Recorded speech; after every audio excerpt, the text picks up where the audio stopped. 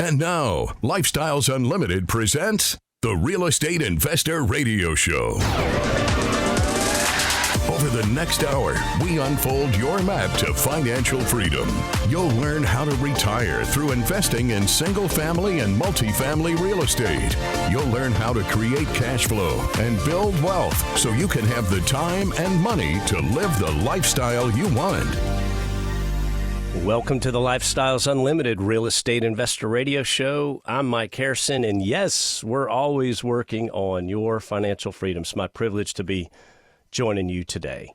Today's show is going to be from a little bit of a different angle. We're going to talk about passive investing in multifamily apartment communities, but primarily what I want to get into is the considerations that someone needs to understand before becoming a passive investor. Becoming a passive investor is a big decision. And if you don't know what a passive investor is, basically there is a property that a lead investor has identified. It's a business opportunity, a multifamily community, and he needs to raise money anywhere from $1 million, and I've seen raises well over $20 million. And so he goes to his passive investor list. It's a pool of folks just like myself. And he sends out the business plan and he says, hey, here's a property. Here's where I've identified the opportunity. Would you like to invest in this? And so I'm a passive investor and I invest in multifamily properties like that. So that's what a passive investor is. That's the 40,000 foot flyover. But passive investing is just one of four paths to real estate investing that we teach here at Lifestyles Unlimited. And those four paths are single family properties, multifamily passive, as I've mentioned, multifamily independent rental owner, and that's where you can go purchase your own multifamily apartment community yourself. You don't have any other owners in on the deal with you, and you can be a multifamily lead investor, as I mentioned. But today's show is going to be just passive investing, and I get many, many emails from real estate investors all over the United States, and one of the primary focuses, one of the primary topics I get is, Mike, should I become a passive investor? Or Mike, I want to begin investing in real estate, but we want to start out as passive investors, or some sort of variation of that question. And sometimes the email comes with additional background, sometimes not so much. But I want to say, as we get into this topic, passive investing is great. I love it. But it may not be the correct path for somebody just right out of the gate wanting to invest in real estate. There's some certain considerations you should understand. So I said all that to bring my good friend John Pry on the show and help me unpeel this topic. John, how are you doing today? Everything's good, Mike. How about you? Oh, wonderful. Happy Monday. Looking forward to big game next weekend. So I love this time of year as a good Aggie. So exciting time. But John, why don't you share a little bit of background about yourself as a real estate investor? Yeah, 30-year petroleum engineer out of Texas A&M, Mike, and joined back in 2014 as a preferred investor. Why did I join as a preferred investor and become a passive investor? Very simple. I was making gobs of money as a petroleum engineer, and I didn't have any extra time. I worked my tail off just like most people do. Yeah. And had no extra time to do that. So that's why I became passive. Yeah, passive's great if you've got a lot of money and not a lot of time. So maybe that's the first point that we clarify. And as I go through this show, I need to say this. John and I are not real estate mentors. We're just two friends, fellow Texas Aggies, and multifamily passive investors. So if you're listening to me, before you make any decisions, I always tell someone they should consult their real estate mentor first. So, John, for clarification, how many investments have you participated in as a passive investor? Mike, I've been in 50-some-odd investments passively through time. It's probably about 35 or so currently. Several of them have gone full cycle. Excellent. Well, that's prolific, right, to say the least. You've done quite a few, and I'm going to catch up to you one of these days, I promise. So that's my goal.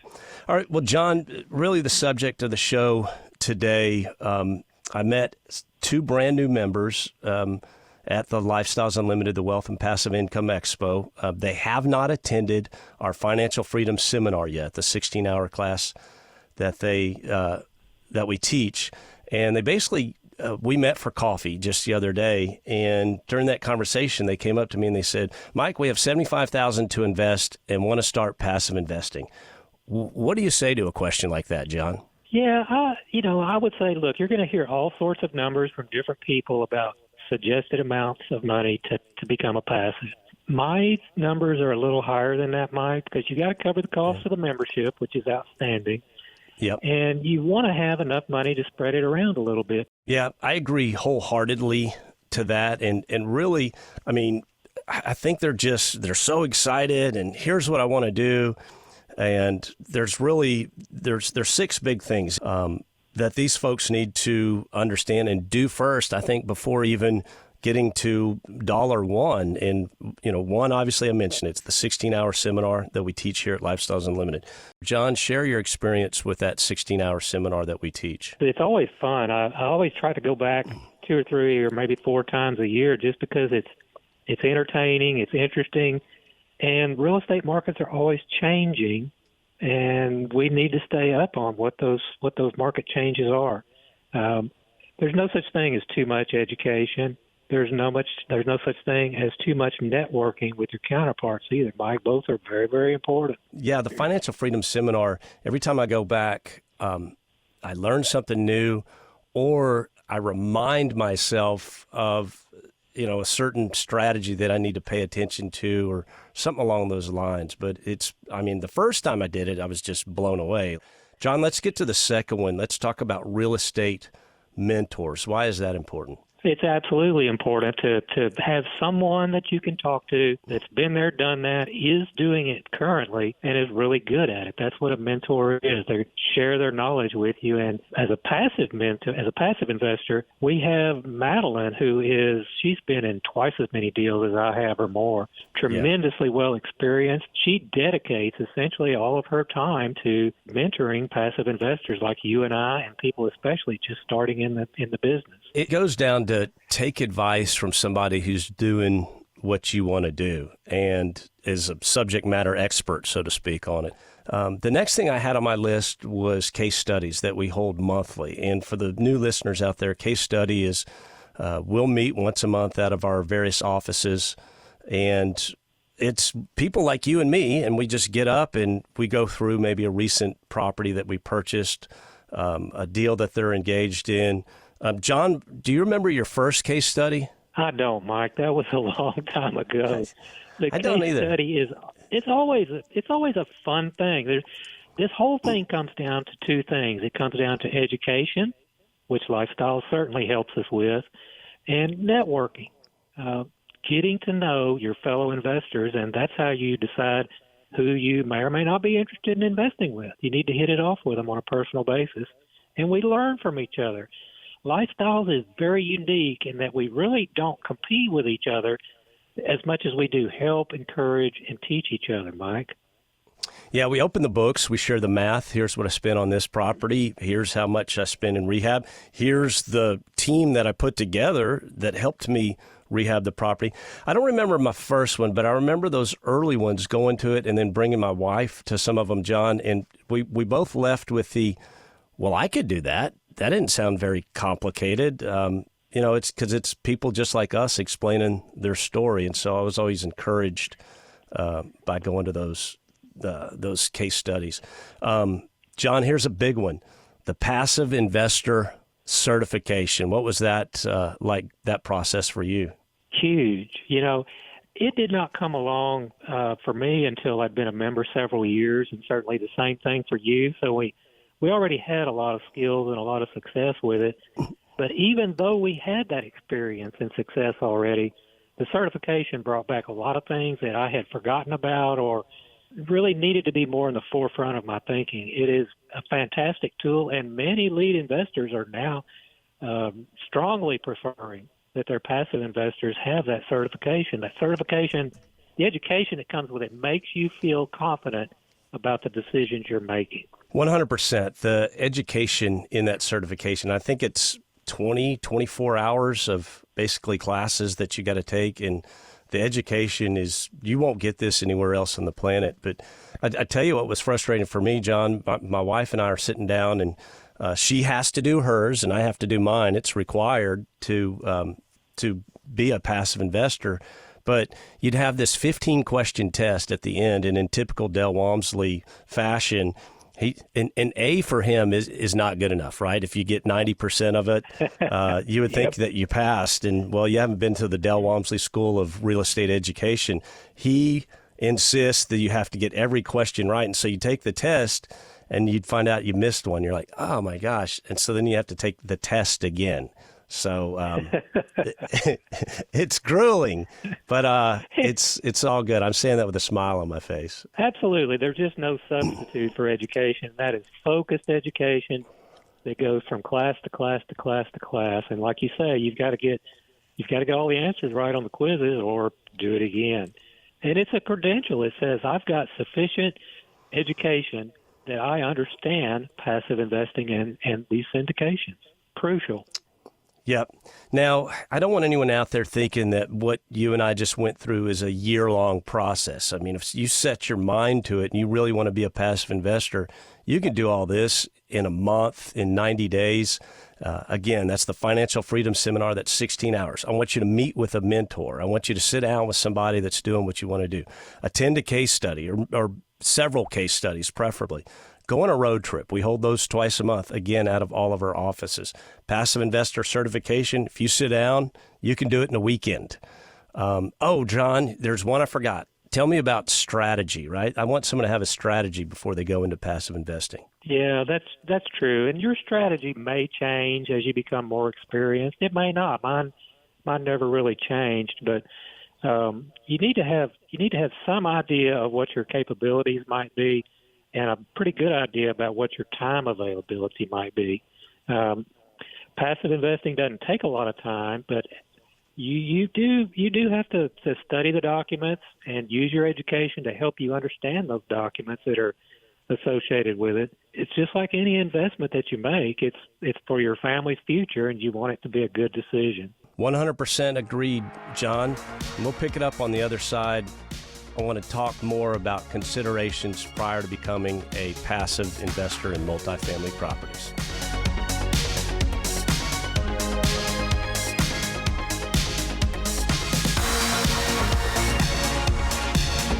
Lifestyles Unlimited's Real Estate Investor Radio Show returns in a moment. Got questions? Go to lifestylesunlimited.com.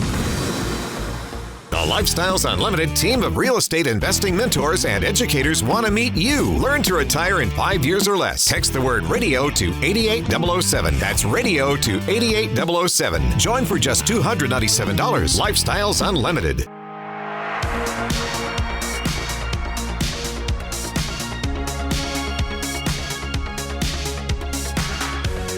Creating the lifestyle you've always wanted.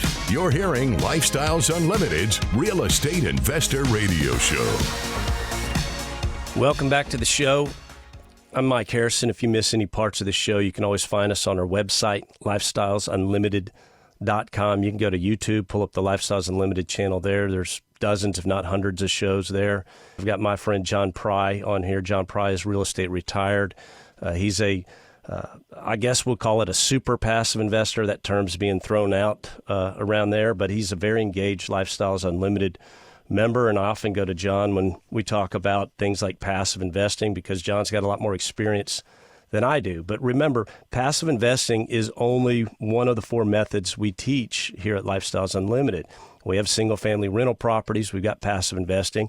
You can own your own apartment community. That's called an independent rental owner. And you can be a syndicator. We call that a lead investor and go out and put together a syndication, right, an ownership group and buy large properties. So, John, we had I had met some brand new Lifestyles Unlimited members, very excited. I love their enthusiasm. They're ready to go, right? Like type A, let's go. We met for coffee the other day, and they said, we want to be passive investors, and we have $75,000 to invest. And that's such a generalized statement. John, do you recommend a minimum amount prior to becoming a passive investor? Yeah, I've never really settled on a specific amount, Mike, but I think you need to have enough to where you can and make several initial investments. You don't want to put all your eggs in one basket. Spread them around a little bit initially.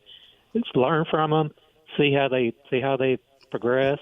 Learn about the lead-passive relationship. We have very little to no input on the decision-making for the property. We're counting on the lead to make good decisions. It needs to be more than $75,000, I think, so you can spread it around some. I agree 100%. Depends on what their goals are. I think their goals are to bring in some income, right? Some monthly cash flow. And my understanding, I always look at it, I call $100,000 $5,000 a year, right? 5% is your cash return, right? Your quarterly distribution. Maybe it's 4%, maybe it's 8%. But if mentally I go with the mindset at 5, I'm happy. So 75, what is that, about $4,000, $3,500 to $4,000 a year in cash flow. So I don't even think these folks understood that side of it. John, let's talk about considerations.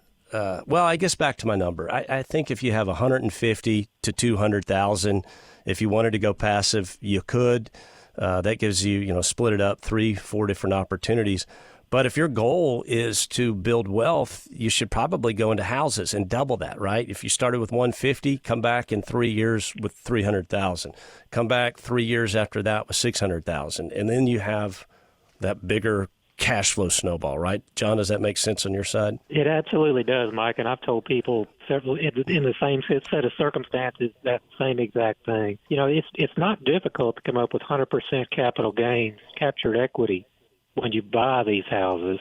And that's a great way of multiplying your capital before you get into some passive investments. Yeah, passive investing gets so much sweeter when you have, say, 5 to 10 deals that are in play and growing, because it opens up some real advantages. And these are advantages that I wasn't 100% aware of. And John, I think you know where I'm going here, but let's talk about the magic of carryover losses and how passive gains are offset by passive income losses.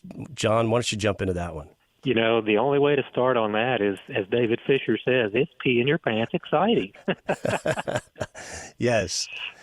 Mike, this is incredible with as you mentioned, the tax loss carry forwards and depreciation, accelerated depreciation. I've been retired for about 8 years now, and in only one of those years have I had to pay any income tax.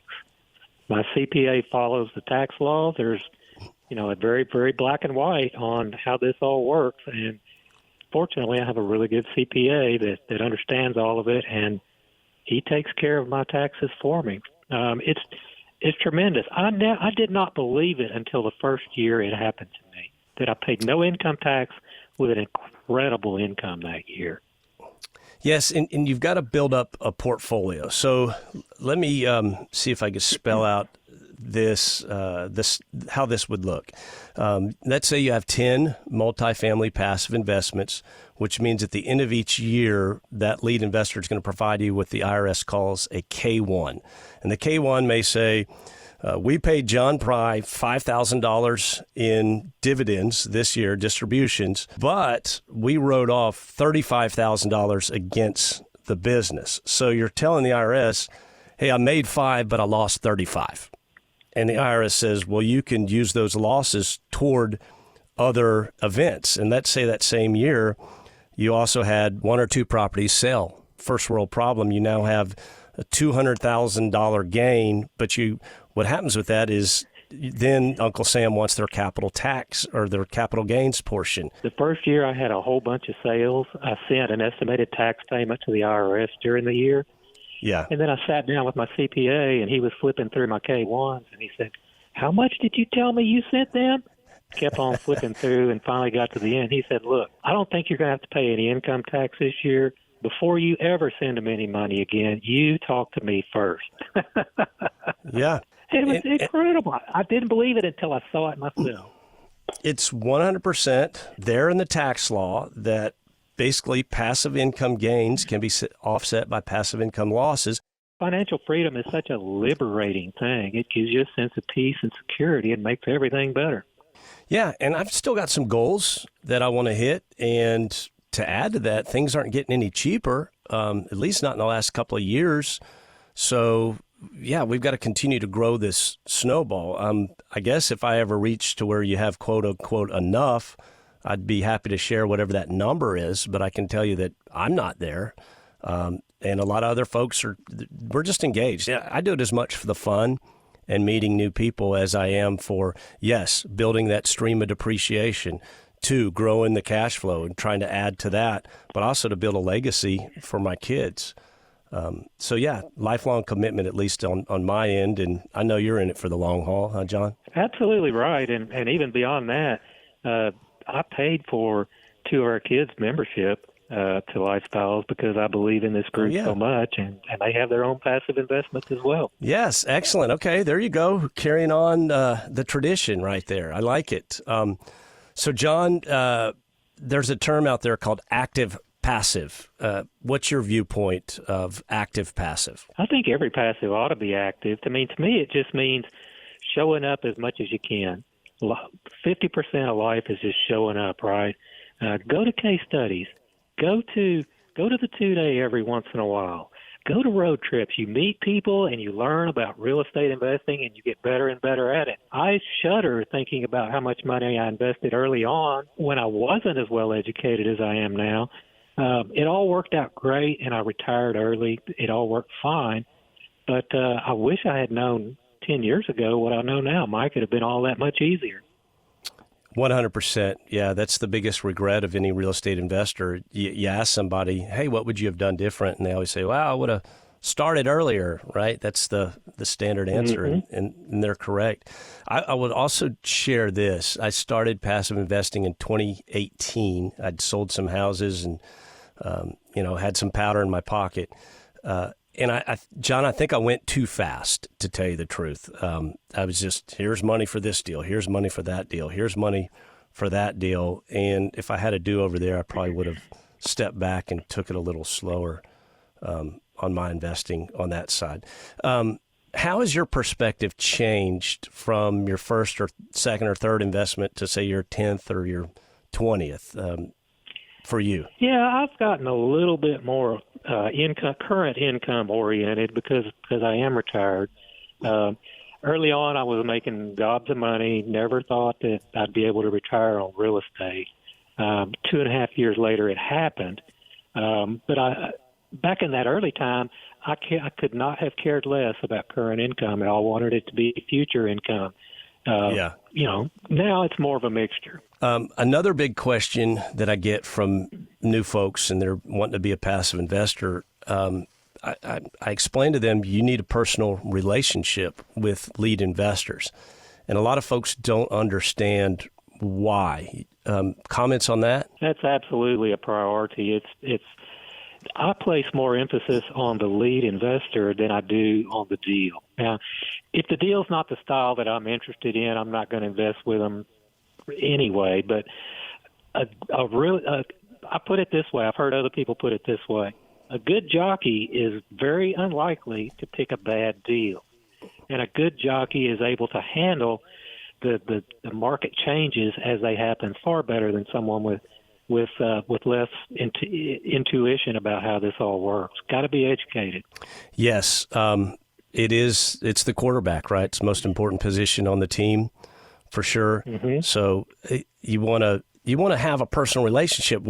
Question one is, does this individual have the skill set to basically bring this business plan home, right? They've written the business plan. Can they do it? Do they have the skills to do it? I'm not saying they've had to have done it before as a real estate investor. I just want to know what their skills were, right? If they're project managers for an oil and gas company and they're running $800 million projects, I don't think a $4 million apartment community is going to kill them. And I also want to see, I do look a little bit at the deal. If it's a new lead, I don't want them biting off too much to chew, right? Getting a property that's, maybe a little bit bigger than they should be. But again, I'll come back to that lead investor, right? What's your skills? What's going to make this work? Oh, and John, I guess the other reason is it's required by the SEC to have a personal relationship. Explain what a private placement memorandum is. Yeah, key word there is, as you know, is private. It can't be shared amongst anybody. It is in a closed circle of people that have this common ability and common personal connection, as you say. That is a requirement, as you said, Mike, from the SEC in order not to have to go through a very long and expensive registration process to allow these syndications to happen. They're private. It's up to you. Nobody's going to take better care of your money than you do. So become educated. Talk with your fellow investors or fellow passives. We talk like a bunch of old widow women about lead investors. Talk with experienced passives like you or I, and hey, who do you like? We help each other. We help each other. The hallmark of lifestyle. Yeah, these are private placements. So a lead investor is not, going out and getting a billboard on I-45 and saying, "Hey, invest with me." I mean, that's a completely different. You can hear advertisements on the radio today for people saying, if you want to invest in this company, send it here. But the way we're filing to keep it legal with the SEC, if you have a personal relationship with somebody, then you can engage in an investment with that person. So that's one of the main reasons to have a personal relationship. But above that, you want that personal relationship. So again, does this person have the skill set to do what they say they're going to do? John, let's talk about what makes a successful passive multifamily investor. A lot of it is just showing up, like we said, Mike. You gain education by being there. You gain education on your own, going through the passive investor certification, like you talked about. You can't know too much about all of this. You can't know too much about it. And I like to sleep well at night. I have to be very confident in my investments in order to sleep well at night. That's what I like to do. Yeah, we don't like the ones where we're not sleeping so well, for whatever reason. And I'm not a perfect investor myself by any means. There's a few I'd like to have back. I've only lost money one time, knock on wood here. But there are, a successful multifamily investor on my end is, one, stay up on the education, right? Get your certification. 2, meet with a mentor occasionally. 3, get that strategy. Like, what do you want to accomplish? I think a lot of folks just say, I want to be passive. Well, are you trying to grow your net worth? Or are you trying to looking for a yield play, a value play? And they don't even understand the difference. John, we got a few seconds. Do you have a preference over yield or value? And explain what those are real quick.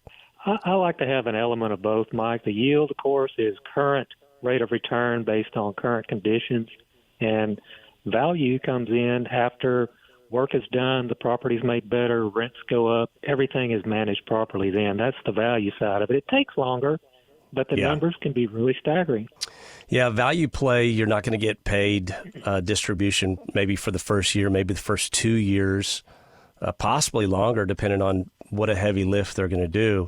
But at the end, you're going to make a larger chunk, typically well over 100% return, whereas the yield is just kind of that steady eddy cash flow coming in quarterly. So I like a mixture of both, John. Really, I've never had a preference for one versus the other.